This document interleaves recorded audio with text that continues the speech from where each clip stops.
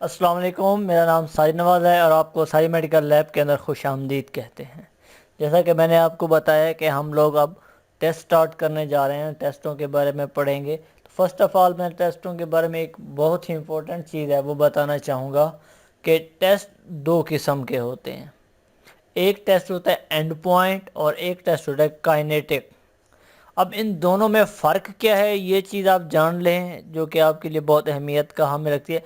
And point test और kinetic test ऐसे test जिनमें कलर डेवलप होता है, यानी कि ऐसे टेस्ट जिनको आप लगाते हैं तो उसके बाद वो कुछ वक्त के लिए रख देते हैं तो आहिस्ता आहिस्ता उनमें रंग डेवलप होता है, रंग आना शुरू हो जाता है, मुख्तलिफ़ कलर आने शुरू हो जाते हैं। जैसा कि बिलिरुबिन है, शुगर है, ज़्यादातर देखने में आता है नॉर्मली जो ऑब्ज़र्व होता है आपका। तो ये एंड पॉइंट होते हैं, ऐसे वो तमाम टेस्ट जिनमें कलर डेवलप होता है, जिनको हम कुछ टाइम देते हैं तो हम उनको क्या कहते हैं, एंड पॉइंट टेस्ट। दूसरे होते हैं काइनेटिक टेस्ट। काइनेटिक क्या होते हैं, जिनका हम ग्राफ चेक करते हैं, इनके अंदर कलर डेवलप नहीं होता, हम उनका ग्राफ चेक कर देंगे आया कि इसका ग्राफ ठीक है या नहीं। जैसा कि ALT हो गया, ALP हो गया, जिगर की गर्मी का टेस्ट है, अल्कलाइन फास्फेट हो गया, जिस तरह ALP, AST, ALT, ये जो हैं ये क्या हैं, ये तमाम टेस्ट जो हैं ये काइनेटिक टेस्ट हैं। ये दो चीज़ें आपको जो इम्पोर्टेंट है वो बताता चलूँ। हमारा जो सबसे पहले टेस्ट है वो है ग्लूकोज। ग्लूकोज जो है तारीख़ी लिहाज से सबसे पहला सब्सटेंस है जिसको खून में मालूम किया गया था, इसलिए सबसे पहला होने की वजह से इसकी जो क्लिनिकल केमिस्ट्री है उसके अंदर बहुत ही ज़रूरी है और उसकी बहुत ही ज़्यादा अहमियत है। जैसा कि अब शुगर में इसकी शुगर की खून के अंदर डायग्नोज हो गई थी, ज़ाहिर है जब कोई बीमारी डायग्नोज हो जाती है तो उसका इलाज भी निकालना के लिए या उसका इलाज ईजाद करने की कोशिश की जाती है। जब ये सबसे पहले मालूम हुआ तो साफ ज़ाहिर है कि इसका जो इलाज है वो भी सबसे पहले ही मालूम किया गया। अब शुगर की ज़्यादती की वजह से जो बीमारी होती है हम उसको डायबिटीज़ मिलेटस कहते हैं। USA में डायबिटीज़ जो है मौत की 7वीं बड़ी वजह है और इसी की वजह से 25% लोगों के गुर्दे भी फेल हो जाते हैं। अब देखते हैं कि डायबिटीज़ की टाइप्स क्या हैं, इसके कितनी अक़साम हैं। तो चल के देखते हैं टाइप्स ऑफ डायबिटीज़। डायबिटीज़ की जो मदरजा दो अक़साम है।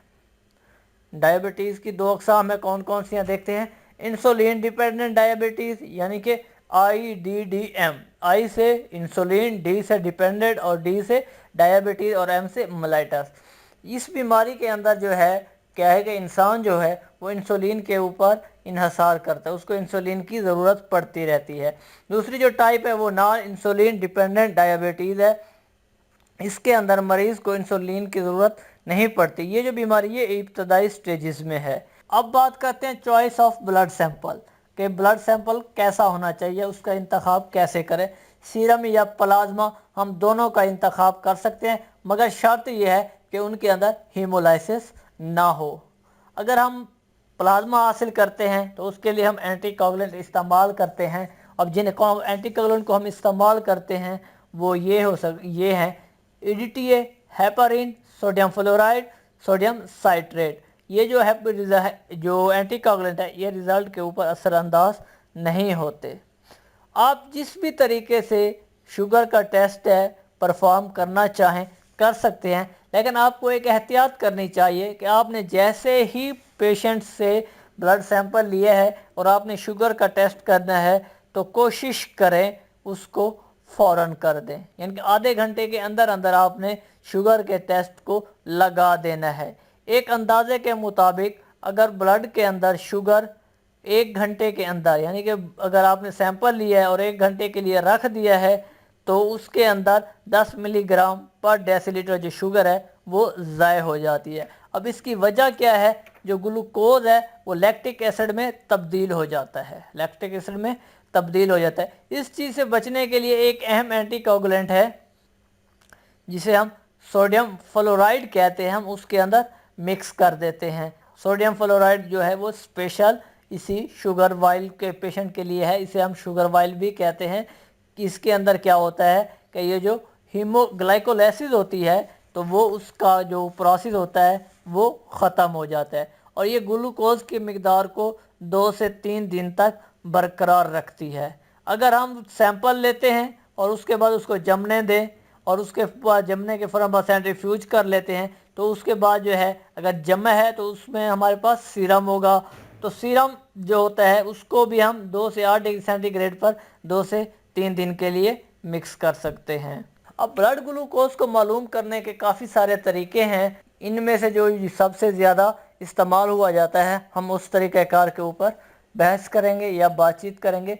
अब तरीक़ेकार जो है वो आप देख लें। ग्लूकोज ऑक्सीडेज मेथड है, ग्लूकोज हेक्सोकाइनेज मेथड है, ग्लूकोज डिहाइड्रोजिनेज मेथड है। इनमें से अब हम सबसे पहले वाले को डिस्कस करते हैं, ग्लूकोज ऑक्सीडेज मेथड। अब इसका फर्स्ट ऑफ ऑल हम देखते हैं कि इसका प्रिंसिपल क्या है। अब ग्लूकोज का जो रीजेंट होता है उसके अंदर ऑक्सीडेज एंजाइम मौजूद होता है, जो नमूना में मौजूद ग्लूकोज पर अमल करता है और उसे ग्लूकोनिक एसिड और हाइड्रोजन परऑक्साइड में तब्दील कर देता है। अब एक और एंजाइम होता है जिसे परऑक्सीडेज जो बन रही होती है एक और एंजाइम होता है परऑक्सीडेज, वो बनने वाली हाइड्रोजन परऑक्साइड पर अमल करता है और उसे एटॉमिक। अब एक और एंजाइम परऑक्सीडेज है जो हाइड्रोजन परऑक्साइड बनती है पहले रिएक्शन के नतीजे में उस पर अमल करता है और उसे एटॉमिक ऑक्सीजन और पानी में तब्दील कर देता है। अब यहाँ पे जो पानी बना और एटॉमिक ऑक्सीजन थी, ये जो बनने वाली एटॉमिक ऑक्सीजन है ये क्रोमोजेन पर अमल करके रेड कलर सोल्यूशन बनाती है।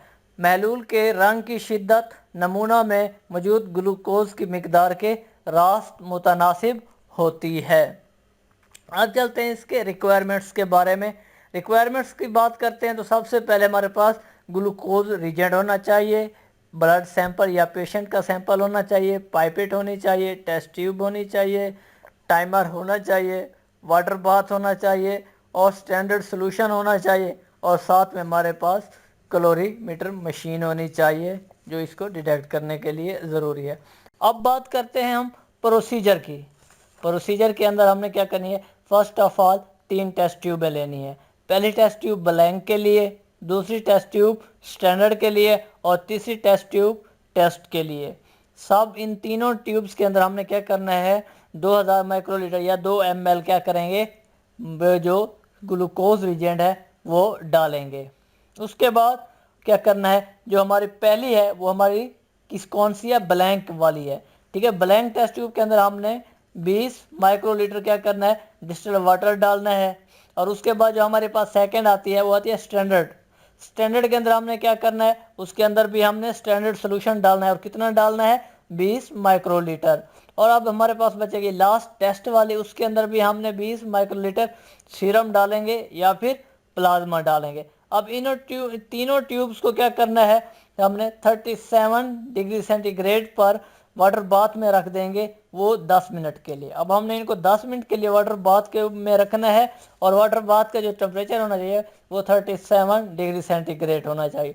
अब 10 मिनट के बाद हम इनकी क्या करेंगे, फिर ऑब्जॉर्बेंस क्लोरीमीटर पर इनकी क्या करेंगे, ऑब्जॉर्बेंस मालूम कर लेंगे, इनके रिजल्ट मालूम कर लेंगे।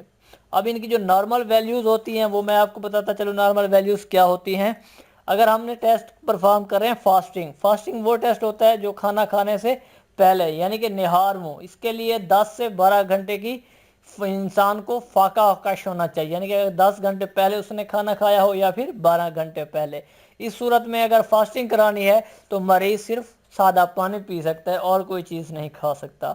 अब जो रैंडम होती है वो खाना खाने के 2 घंटे बाद भी कराई जाती है या फिर आप खाना खाने के बाद किसी भी वक्त करा सकते हैं। अब जो फास्टिंग में इसका रिजल्ट होना चाहिए वो 60 से 110 मिलीग्राम पर डेसीलीटर होना चाहिए और रैंडम का जो है वो 80 से 160 मिलीग्राम पर डेसीलीटर होना चाहिए। उम्मीद करता हूँ कि आपको आज का लेक्चर समझ आया होगा। अगर आपको कहीं पे भी कोई प्रॉब्लम है तो आप मुझे कमेंट सेक्शन में बता सकते हैं, आपकी तमाम तरह हेल्प की जाएगी। मेरी आप लोगों से गुजारिश है कि अगर आपको मेरे लेक्चर्स और वीडियोस अच्छी लगती हैं तो काइंडली चैनल को सब्सक्राइब कर दें और बेल आइकन को दबा दें ताकि तमाम आने वाले न्यू लेक्चर्स आप तक बआसानी पहुँच सकें। और अपने फ्रेंड्स के साथ ज़्यादा से ज़्यादा शेयर करें ताकि आपके फ्रेंड्स का भी फ़ायदा हो सके اور باقی لوگوں کا بھی فائدہ ہو سکے۔ نیکسٹ لیکچر کے لیے اللہ حافظ۔